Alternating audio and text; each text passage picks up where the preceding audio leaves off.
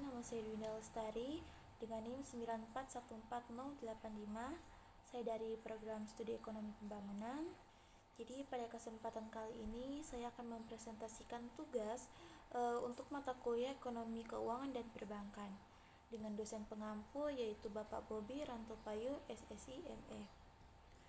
Jadi di video ini saya akan membahas mengenai kasus Jiwasraya yang dimulai dari anatomi kegagalannya, penyebab utama kerugian negara, sampai pada strategi pencegahan agar kasus yang serupa tidak terulang kembali. Baik, langsung saja kita masuk ke pembahasannya. Teman-teman, di presentasi ini kita akan membahas kasus Jiwasraya. Supaya gampang dipahami, kita lihat dari awal sampai akhirnya. Kenapa sih perusahaan sebesar ini bisa runtuh? Pertama, ini bukan sekedar salah investasi, tapi ini juga kegagalan sistematik. Artinya, masalahnya terjadi di banyak sisi sekaligus. Itu produk yang bermasalah, investasi yang dimanipulasi, laporan keuangan yang dipoles, sampai akhirnya gagal bayar. Jadi, ini bukan satu kesalahan kecil, tapi rangkaian masalah yang saling terhubung. Jadi di sini Jiwasraya berdiri sejak tahun 1859. Artinya ini perusahaan asuransi yang sangat lama dan mempunyai sejarah yang panjang. Tapi pada akhirnya audit BPK mencatat total kerugian negara sebesar 16,81 triliun. Sebanyak 5,3 juta nasabah yang terdampak. Bahkan pada Oktober tahun 2018 sempat terjadi gagal bayar klaim sebesar 802 miliar. Ini dari perusahaan legendaris berubah jadi kasus besar yang merugikan negara. Kalau ditarik ke belakang sekitar tahun 2006, mulai ada praktik laba semu atau bisa dibilang window dressing, yaitu dengan cara laporan keuangan dibuat terlihat sehat. Lalu, investasi dilakukan secara agresif ke saham gorengan. Di atas kertas terlihat bagus, tapi sebenarnya kondisi keuangan sudah mendekati batas solvabilitas. Ya, sampai pada akhirnya gagal bayar pun diumumkan. Jadi pada tahun 2020, audit BPK menyatakan kerugian senilai 16,8 triliun. Setelah itu muncul vonis seumur hidup dan restrukturisasi ke IFG Life. Sekarang kita lihat produknya yaitu JS Saving Plan. Produk ini menjanjikan 9-13%. Padahal bunga deposito atau obligasi hanya sekitar 6%. Jadi di sini ada yang namanya negative spread. Artinya bunga yang dijanjikan lebih tinggi dari hasil investasi yang realistis. Nah, untuk menutupi selisih itu, perusahaan harus mengambil resiko besar. Ya, polanya jadi seperti gali lubang, kemudian tutup lubang. Dan ini jelas tidak berkelanjutan. Masalah berikutnya adalah mismatch antara kewajiban dan aset. Nah, kewajiban perusahaan adalah membayar klaim nasabah saat jatuh tempo. Itu harus disiapkan dalam bentuk uang tunai. Tapi di sisi lain, asetnya banyak di saham gorengan yang tidak liquid dan sulit dijual. Jadi, ketika nasabah ingin mencairkan dana, uang itu tidak tersedia. Dan disinilah terjadinya gagal bayar yang makin parah. Nah, di sini Jiwasraya berinvestasi di saham seperti IIKP, SMBR, SMRU, FIRE, dan POL. Nah, grafik yang di sini menunjukkan pola naik yang tajam lalu jatuh drastis. Ada konsentrasi kepemilikan di atas 2,5%, ada praktik pump and dump, dan investasinya di perusahaan yang rugi atau tidak liquid. Artinya secara fundamental ini memang bermasalah. Selain beli saham langsung, Jiwasraya juga melibatkan 13 manajer investasi. Terjadi praktik wholesale atau jual beli semu.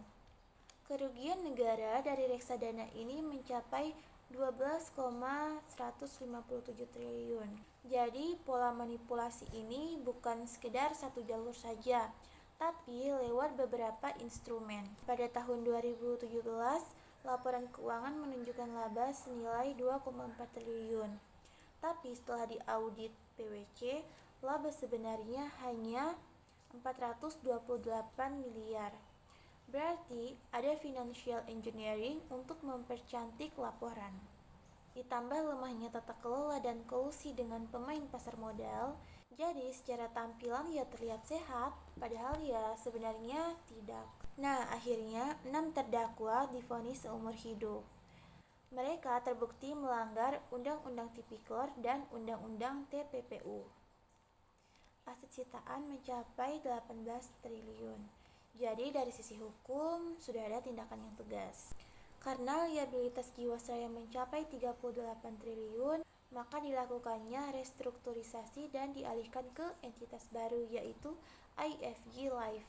Kemudian ada suntikan PMN senilai 26,5 triliun dan fundraising 8,1 triliun. Per Desember tahun 2024, 99,9% poli sudah dialihkan. Ini jadi langkah penyelamat agar hak nasabah tetap terlindungi.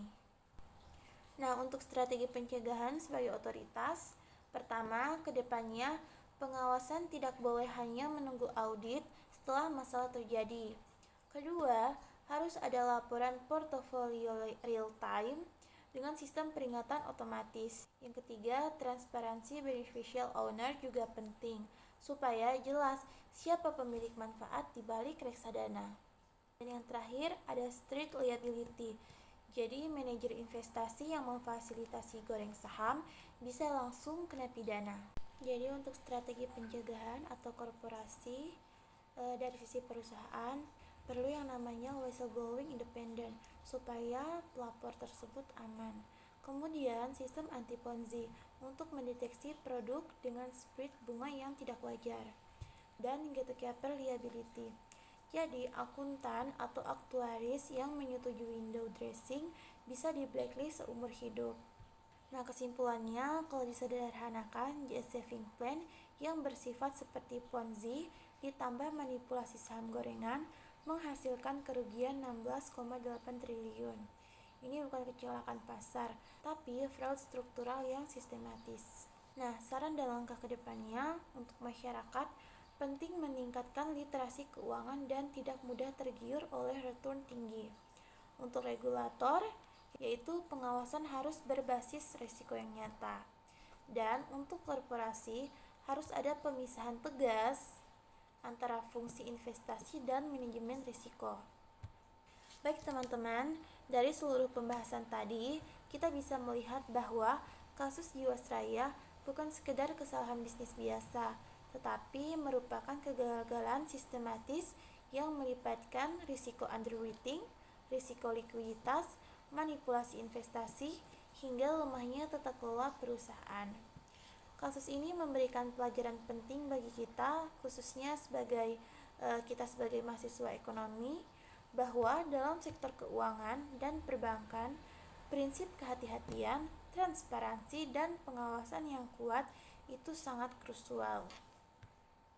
Semoga dari pembahasan ini kita bisa lebih memahami bagaimana risiko keuangan bisa berkembang menjadi krisis besar jika tidak diawasi dengan baik. Demikian presentasi saya yang dapat saya sampaikan. Apabila terdapat kekurangan dalam penyampaian, saya mohon maaf. Terima kasih untuk perhatiannya. Wassalamualaikum warahmatullahi wabarakatuh dan sampai jumpa.